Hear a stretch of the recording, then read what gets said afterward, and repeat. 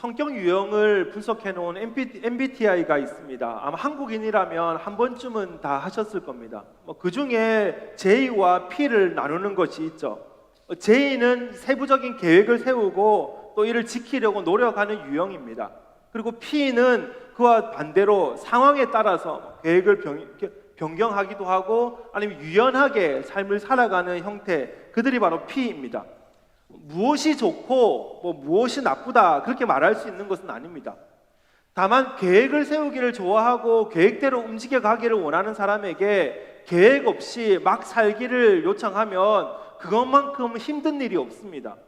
반대로 P 같은 유형, 상황에 따라서 계획을 변경시키거나 유연하게 대체하는 그 P의 유형에게 계획을 만들어 놓고 무조건 계획대로 움직여라 그러면 그 유연하게 살아가는 것을 좋아하는 사람은 굉장히 힘이 듭니다. 내가 계획형이라면 내 삶이 좀 내가 계획해 놓은 대로 살아갔으면 좋겠고, 또 내가 유연한 것을 즐기는 삶이라면 내 삶도 좀 유연하게, 좀 편하게, 스무스하게 그렇게 움직이면 좋겠지만, 사실 우리의 삶이라고 하는 것이 그렇지는 않습니다. 나의 성격대로 그 삶이 움직여가지는 않는다는 것입니다. 계획대로 착착 떨어지거나 아니면 계획이 없이 막 부딪혔는데 그럼에도 불구하고 막 스무스하게 넘어가는 그런 일들이 늘 우리의 삶에서 일어나는 것은 아닙니다.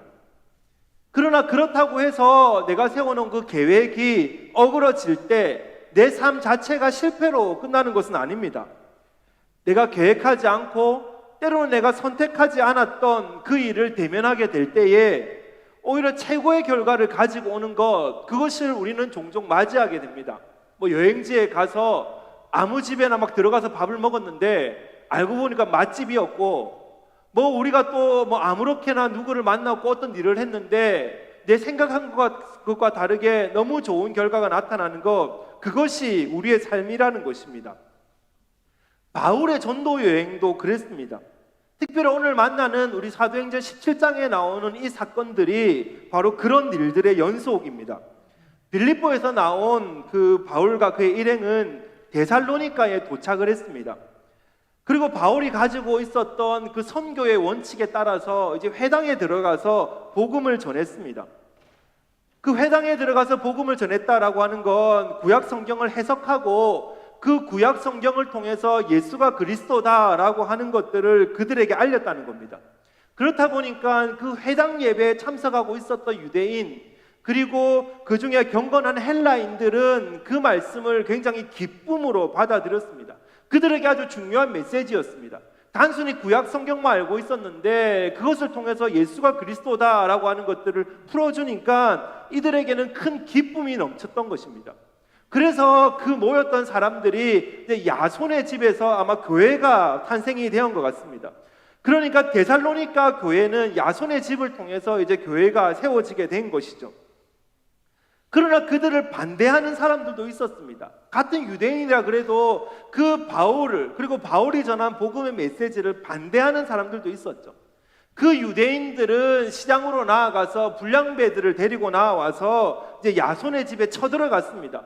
여기에 바울이라는 사람, 그리고 그들의 일행이 있다는데 그들을 데려 나오라. 그러나 그곳에서 그들은 바울과 일행을 찾지 못했습니다. 그러니까 거기에 있던 야손과 그 형제들을 데리고 나아가서 이제 읍장이라고 하는 사람들에게 데리고 갔습니다. 읍장이라고 하면 그 지역 관리들, 우리나라로 치면 구의원 정도, 시의원 정도 되는 사람들입니다. 아마 이 읍장과 그 불량배들은 서로 결탁되어 있었던 것 같습니다. 특별히 그 지역이 예전에 초대교회가 세워졌던 그 시대가 길드라고 해서 지금으로 치면 상인연합 그 중심으로 경제활동이 이루어지다 보니까 아마 그것들을 중심으로 가지고 있는 그 시장의 불량배들, 그리고 읍장들이 아마 그 지역을 다스리고 그 지역에서 힘을 쓰고 있었던 것 같습니다.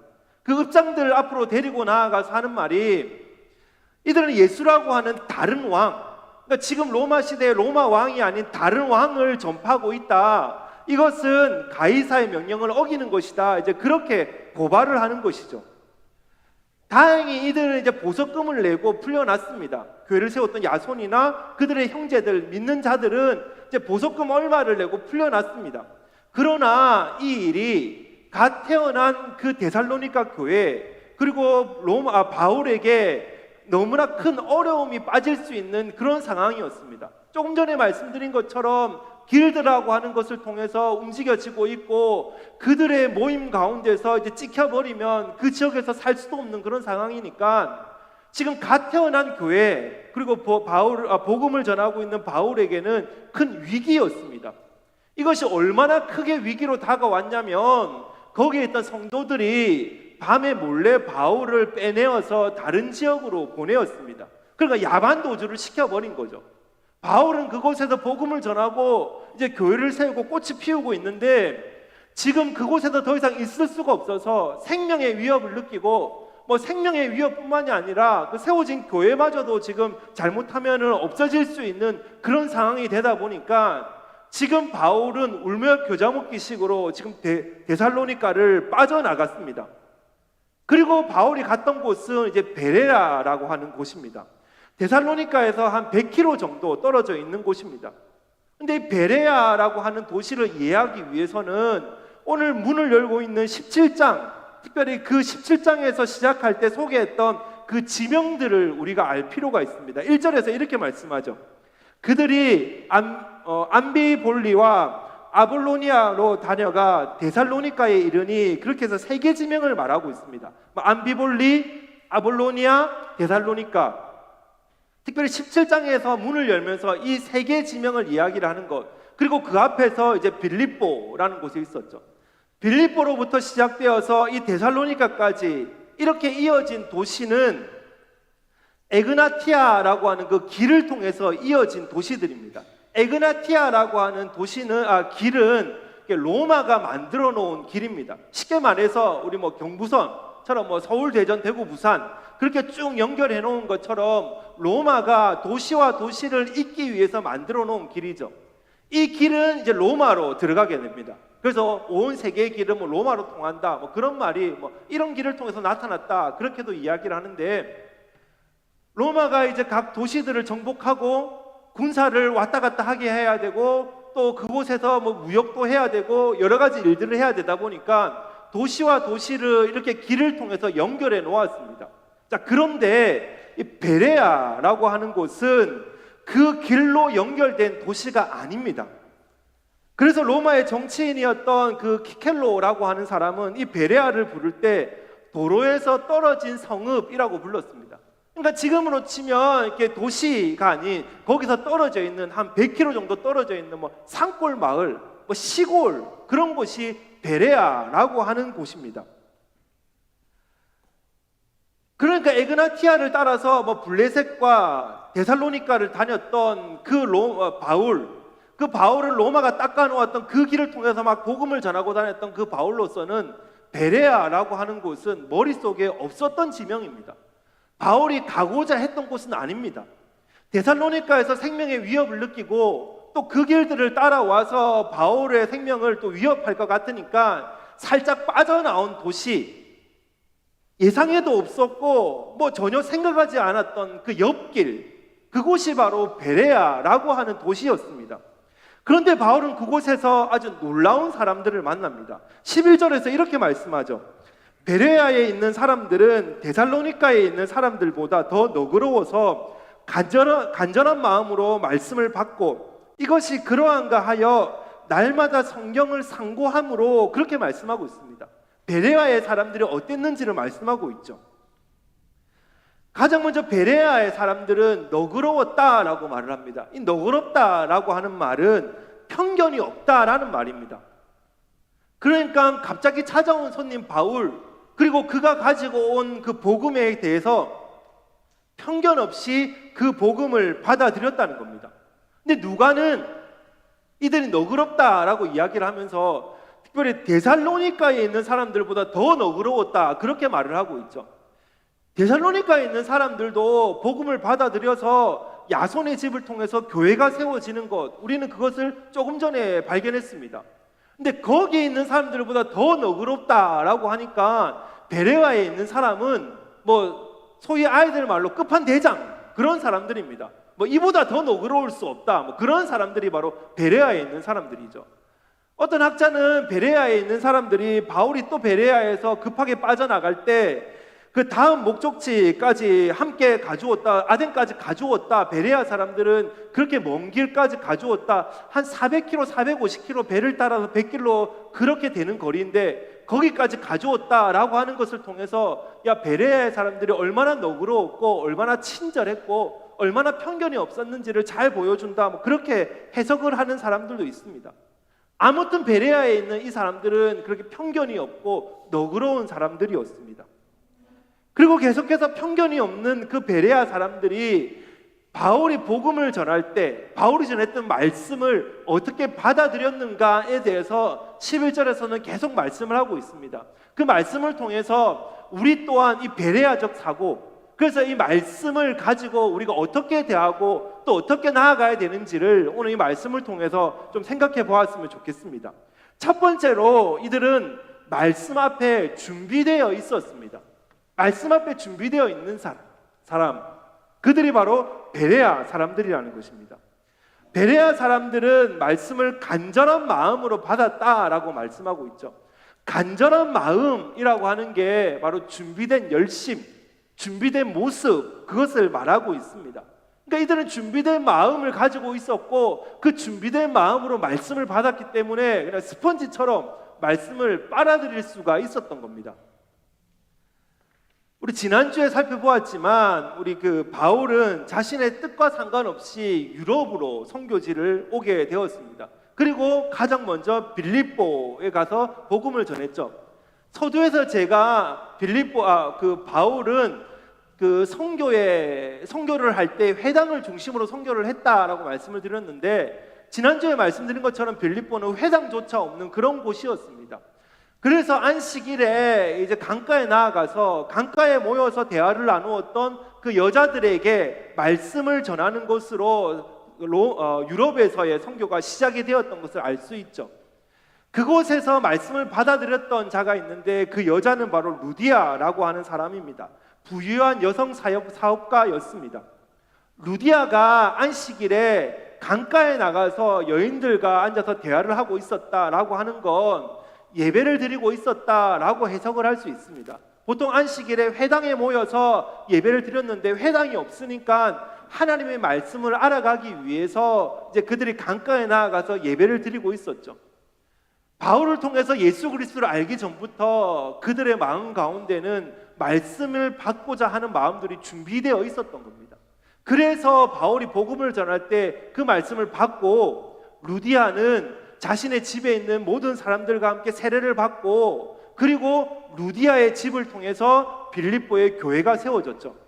나중에 바울이 빌립보에서 잡혀서 옥에 갇혔다가 이게 나와서 빌립보를 떠날 때 루디아의 집에 가서 루디아에 있는 형제들에게 인사를 나누고 빌립보를 떠난 모습을 통해서 이 루디아의 집이 이제 교회로 세워졌다라고 하는 것을 알 수 있습니다. 준비된 사람, 말씀을 밟고자 하는 그 마음을 가진 사람, 그 사람을 통해서 하나님의 역사는 이어져 갔다는 것입니다. 데살로니가에서도 마찬가지죠. 준비되었던 그 야손을 통해서 야손의 집이 교회가 되고 야손을 통해서 데살로니가 교회가 든든히 세워져 가는 것, 우리는 그것을 발견하게 됩니다. 베레아의 사역도 마찬가지라는 겁니다. 베레아에 있었던 사람들이 그 사람들은 말씀 앞에서 준비된 자들이었다는 겁니다. 바울은 예상하지 못했던 곳이었고 바울의 머릿속에 베레아, 그리고 그 사람들은 바울의 머릿속에 없었지만 그 사람들은 말씀을 받을 준비가 되었고 그 준비된 자들 앞에 하나님은 바울을 보내셔서 그들을 통해서 역사에 나가시는 하나님의 복음이 이어져 가게 하는 그 놀라운 역사가 베레아에서 이어졌다는 겁니다. 준비된 모습, 말씀을 받기 위해서, 예배하기 위해서, 오늘도 하나님을 만나기 위해서 그 준비하는 모습, 그 모습을 통해서 성령의 역사는 오늘도 이어져 간다는 것이죠. 요즘은 한국교회 내에서 활동하는 찬양팀이 참 많이 있습니다. 그래서 유튜브를 보면 각자 찬양팀들, 예배팀들이 열심히 활동하는 것들을 보게 됩니다. 그러나 한 20년 전만 해도 한국 교회에 그렇게 활동하는 예배팀들이 많지는 않았습니다. 뭐 대표적으로 뭐 예수전도단, 그리고 두란노 경배와 찬양, 뭐 그런 팀들이 있었죠. 두란노 경배와 찬양이라고 하는 팀은 굉장히 한국 교회에 많은 영향을 끼쳤던, 그래서 그 팀이 만든 찬양곡들은 아직까지도 불려지는 그런 곡들이 너무나 많이 있습니다. 그렇다 보니까 저도 뭐 10대 때, 20대 때에 그 집회에 여러 번 참석을 했습니다. 그리고 대학교를 다닐 때는 아예 스텝이 되어서 그 참석을 했었던 적도 있습니다. 한 대학교 운동장에서 집회를 한다고 스텝을 모아서 갔는데 가보니까 진짜 허화벌판, 축구골대 2개밖에 없는 그 운동장이었습니다. 거기에다가 무대를 만들고 의자를 다 깔고 저녁에 이제 집회가 열리는 거죠. 그러니까 막 거기에 무대를 만들겠다고 막 트럭들이 와가지고 막 무대 장비를 내리고 막 조명이고 뭐고 막 내리고 이제 의자들을 잔뜩 내리고 그렇게 해서 하루 종일 집회 준비를 했습니다. 무대팀들은 막 무대를 만들고 의자를 깔고 막 그렇게 이제 저녁까지 이제 집회를 준비를 하고 이제 집회 시간 직전에 잠깐이라도 허기를 채우기 위해서 이제 스태프들이 밥을 먹으러 가려고 하고 있는 그런 순간이었습니다. 그런 사람들을 붙잡아 놓고 이제 그것을 준비하는 그 아마 거기에 대장 같은 분, 그럼 이제 스태프들을 모아놓고 의자를 다시 놓으라는 겁니다. 지금 새벽부터 와가지고 무대 설치하고 의자 다 깔아놓고 이제 다 됐다 그러고 이제 밥 먹고 빨리 예배드리자. 그래서 이제 밥 먹으러 가려고 하는데 붙잡아 놓고 하는 말이 다시 의자 다시 깔아라. 그럼 식사는 언제 하고 의자 깔다가 예배 늦으면 어떡하고 그런 생각이 드는 거죠. 아니 군대도 아니고 무슨 오하열을 맞춰가지고 의자를 까는 게 뭐가 의미가 있냐. 이 운동장에 어차피 사람들 오면은 간이 의자, 플라스틱 의자 조금만 쳐도 확 넘어가 버리고 줄이 다 어그러지는 그런 의자인데 그가 요구하는 것은 줄을 가지고 이렇게 2명이서 서가지고 줄에 맞춰서 깔고 뒤로도 줄에 맞춰서 깔고 정말 군인들이 사회를 하는 것처럼 스타나 올 때 까는 것처럼 그렇게 깔아 놓으라는 것이죠. 그러면서 하는 얘기가 그 당시 두란노 경배와 찬양을 이끌어 가셨던 그 하스테만 선교사님의 이렇게 방침이라는 겁니다. 어떨 때는 이렇게 무대를 하루 종일 설치해 놓았고 예배를 시작하려고 하는데 무대가 정리가 안 돼 있는 것 같으니까 다시 무대를 들여가지고 살짝 각도를 틀은 적도 있답니다. 그러니까 그렇게 안 되려면 지금 줄을 가지고 잘 깔아 놓으라는 거죠. 그러면서 하는 얘기가 그냥 이거 스태프들 괴롭히려고 스태프들 그냥 군기 잡으려고 그렇게 하는 게 아니라 그것조차 예배를 준비하는 모습이기 때문에 우리가 그 높으신 하나님 앞에 예배를 드리는데 최선의 모습을 가지고 최대한 정리된 모습을 가지고 예배를 드려야 되니까 예배를 준비할 수 있는 그 마지막 시간까지 의자 하나라도 무대 하나라도 그것을 바르게 정리하기 위해서 최선의 노력을 다해달라 그렇게 요청을 하는 겁니다. 이것은 제가 예배를 준비하는 팀에게만 말씀드리는 건 아닙니다. 예배를 준비할 때만 최선을 다해서 준비해야 된다 그것을 말씀드리는 게 아니죠. 주 5일째가 되면서 이제 토요일은 자연스러운 휴일이 되었습니다. 그러니까 토요일은 하루 동안 우리는 아무것도 하지 않고 쉴 수 있는 그런 날이 우리에게 주어진 거죠. 토요일 하루 동안 지친 몸과 마음을 회복하고 뭐 개운한 모습으로 우리는 주일 예배를 드릴 것 같고 특별히 오늘 오후에 예배니까 뭐 주일까지도 뭐 잘 수 있는 만큼 최대한 잠을 자고 정말 가벼운 몸과 마음으로 우리가 주일날 예배를 드릴 것 같지만 사실 앉아 계신 표정들을 보면 그게 아니라는 것 얼굴에 다 쓰여져 있습니다. 최대한 놀 수 있는 만큼 토요일날 다 놀고 주일날 오전까지도 내 할 수 있는 개인적인 일을 다 하고 헐레벌떡 와가지고 막 예배에 참석하는 그런 모습 사실 그것이 우리들의 모습입니다.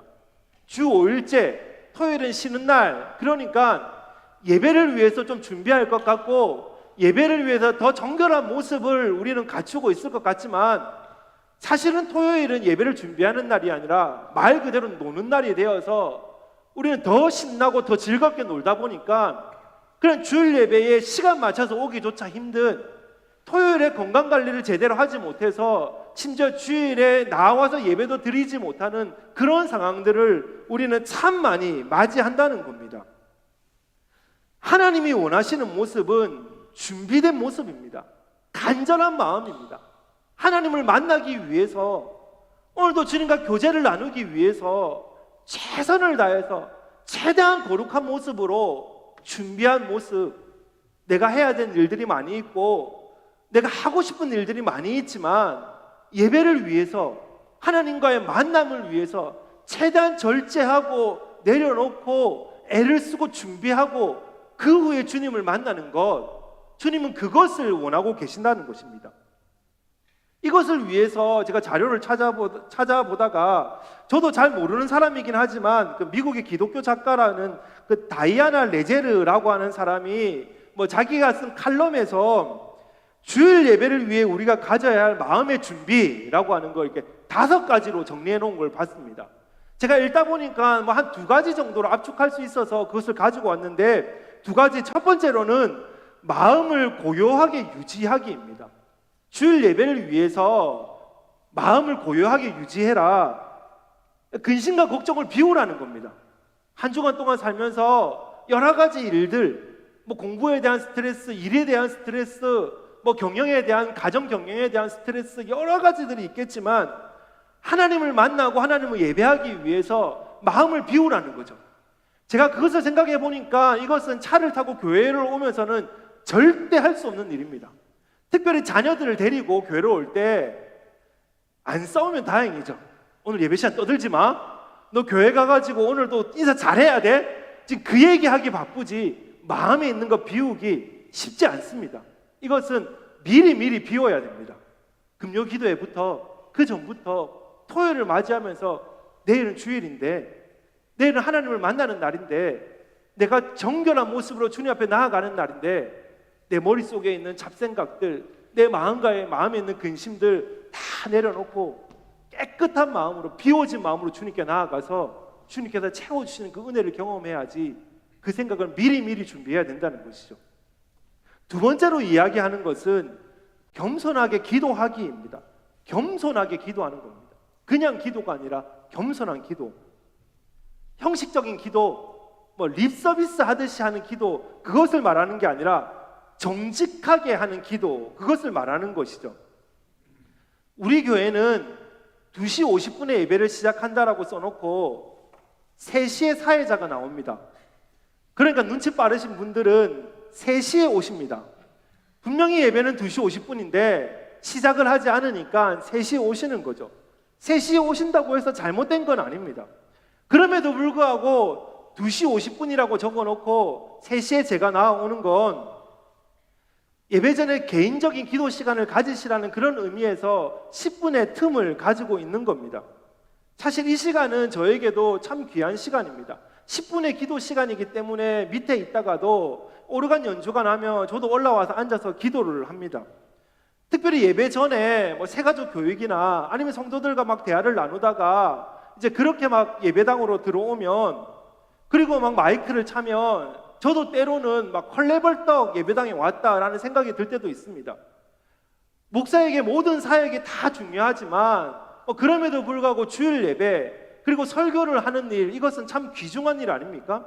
그래서 사실 일주일 내내 본문을 가지고 씨름을 하고 이 예배 시간에 맞춰서 본문을 작성하고 또 이런 일들을 해나가는데, 그러니까 일주일 내내 본문을 가지고 씨름하고 설교를 준비했다고 해도 예배 직전에 대화를 나누거나 새가족 교육을 하거나 하고 예배당으로 들어오면 저도 숨이 차서 아무런 생각이 안 들 때도 있습니다.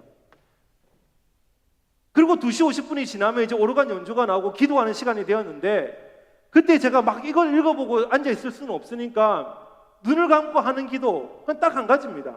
하나님, 말하다가 씹히지 않게 해주십시오. 오늘도 좀 버벅대가지고 제가 지금 이렇게 마음에 근심이 있는데,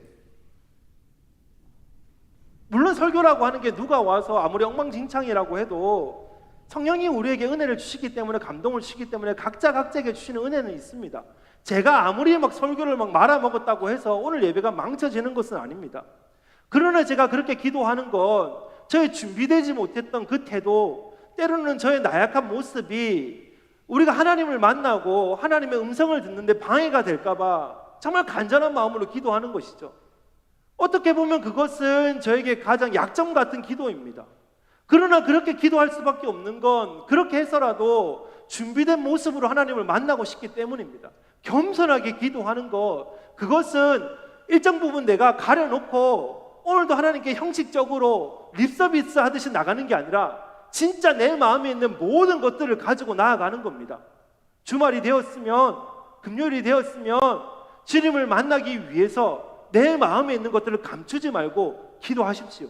하나님, 이번 주일에 내가 주님을 만나고 예배해야 되는데, 지금부터 제가 준비해야 되는데, 내가 형식적으로 주님 앞에 나아가는 것이 아니라 정말 내 마음에 있는 것들을 주님께 드리게 하여 주옵소서. 간절하게 나아가는 겁니다. 예배를 준비하는 것은 정직하게 하나님 앞에 나아가는 것이죠. 지난 시간에 죄를 회개하고 내 마음속에 있는 근심과 걱정을 주님 앞에 내려놓고, 그리고 그 모든 것들을 비우고 미리 오늘 예배를 위해서, 오늘 예배 시간에 만날 그 하나님을 기대하며 주님께서 주실 그 은혜를 사모하며 미리 준비하는 것, 준비된 마음, 준비된 자세, 하나님은 그 사람을 원하십니다. 그리고 그 사람을 통해 교회를 세우시고 그 사람을 통해서 주님의 역사는 이어져 갑니다. 신앙의 행위가 아닌 그 준비된 모습으로 늘 주님 앞에서는 우리가 되시기를 간절히 바랍니다. 그런가 하면 두 번째로 이 베레아 성도들은 삶으로 말씀을 증명했습니다.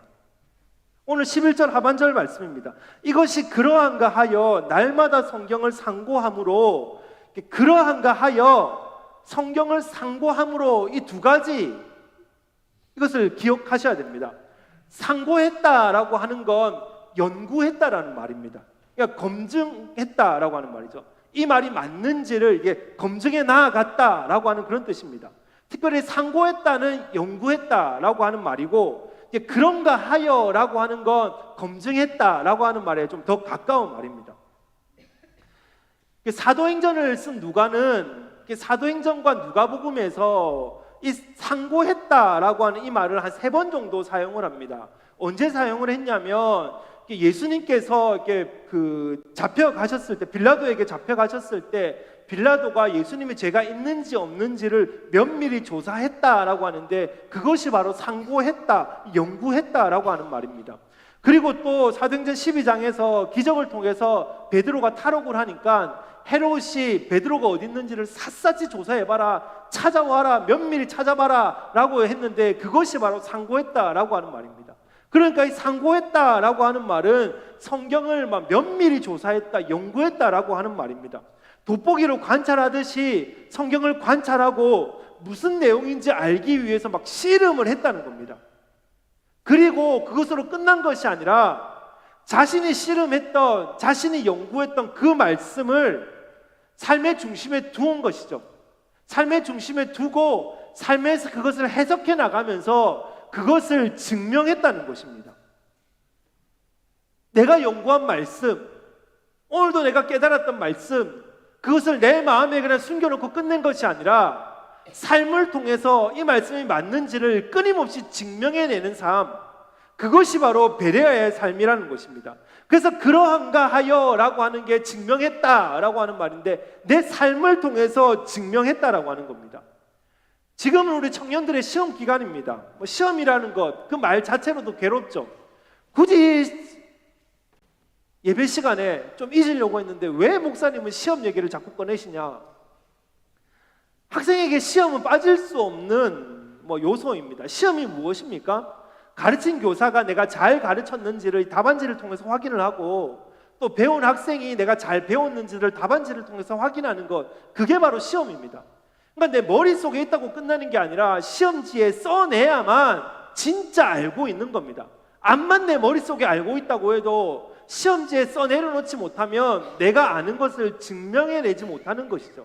그래서 낙제를 하는 겁니다. 암만 많이 알아도 시험 잘못 치면 떨어지는 것, 그것은 할 수 없는 일입니다. 왜냐하면 증명을 하지 못했기 때문에 그렇습니다. 우리의 삶도 마찬가지입니다. 우리는 성경을 아는 것으로 끝내는 사람이 아닙니다.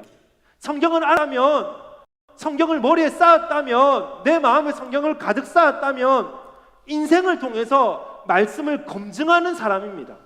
신앙이라고 하는 건 말씀을 많이 알아서 그 말씀을 가지고 남에게 잣대를 대고 남을 찌르는 게 아니라, 내가 알고 있는 그 말씀, 내가 연구한 그 말씀, 그것을 가지고 삶으로 검증해내는 것입니다.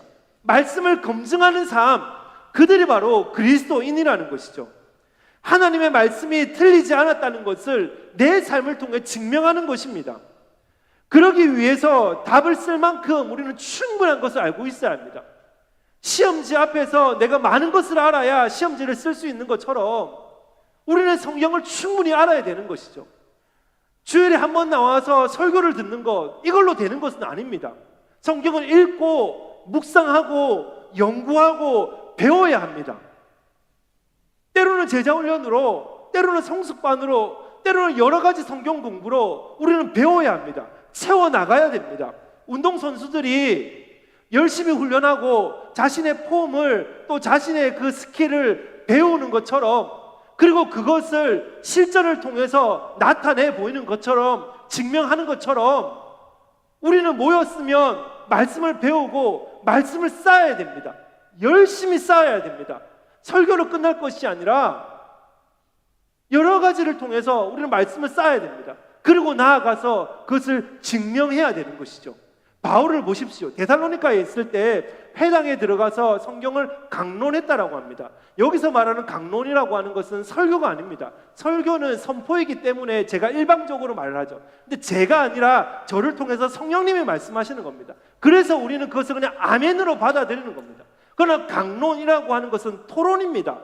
바울이 이야기를 하고 그것을 가지고 막 반론을 제기하고 또 그것을 가지고 바울이 또 이야기를 했는데, 무엇을 가지고 강론을 했냐? 성경을 가지고 강론을 했다는 겁니다. 그 당시 성경이라고 하는 것은 구약 성경입니다. 그런데 그 구약 성경을 통해서 예수님을 증명했다는 것이죠. 그러니까 바울은 가는 곳곳마다 성경을 가지고, 그리고 역사를 가지고 봐, 예수님이 진짜야, 예수가 그리스도야, 그것을 계속해서 증명해내었다는 것입니다. 그 증명하는 순간 속에서 성령이 임하셔서 그 사람들의 마음 가운데에 예수가 그리스도다라고 하는 그 믿음을 주셨다는 것입니다. 우리가 성경을 알고 성경을 배우고 끊임없이 삶에서 예수가 그리스도다, 내가 알고 있는 성경, 내가 믿고 있는 성경이 진짜다라고 하는 걸 우리는 삶으로 증명해내야 합니다. 그것을 위해서 우리는 성경을 쌓아야 합니다. 지금 우리는 주보에 보시면 교육훈련 모집을 하고 있습니다.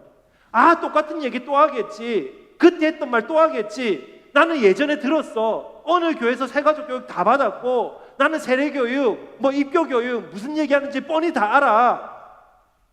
그러나 우리는 배워야 됩니다. 모태신앙이라 할지라도, 성경을 줄줄 외우고 있다 할지라도, 그럼에도 불구하고 우리는 계속해서 쌓아야 합니다. 그리고 쌓은 것으로 끝내는 것이 아니라 삶으로 그것을 증명해야 합니다. 열심히 훈련한 운동선수가 좋은 결과를 내는 것처럼 열심히 쌓고 또 쌓고 또 쌓아서 삶에서 그것을 증명해내야 됩니다. 베드로전서 2장 2절은 이렇게 말씀합니다. 갓난 아기들 같이 순전하고 신령한 젖을 사모하라. 여기서 신령한 젖이 무엇입니까? 성경 말씀입니다. 갓난한 아기가, 방금 태어난 아기가 막 젖을 원해서 막 눈물을 흘리고 젖을 물려주면 땀을 뻘뻘 흘리면서 막 빨아제끼는 것처럼 말씀을 사모하고 땀을 뻘뻘 흘리면서 그것을 배워 나아가라는 거죠. 그것을 연구해 나아가라는 것입니다. 그리고 그것을 통해서 성장하고 자라나서 내 삶을 통해서 그것을 증명해내야 된다. 그것이 성경이 말하는 그리스도인의 삶입니다. 오늘 우리의 삶을 통해서 성경이 증명되고 있습니까? 내 삶이 성경의 진리이다, 성경이 하나님의 말씀이다 라고 하는 걸 내 삶이 말을 하고 있습니까? 채운 것이 없으면 말할 수 없습니다. 채우십시오. 그리고 그 채운 것을 가지고 세상으로 나아가서 오늘도 내 삶을 통해서 성경을 증명해내는 복된 우리들의 삶이 되시기를 간절히 바랍니다.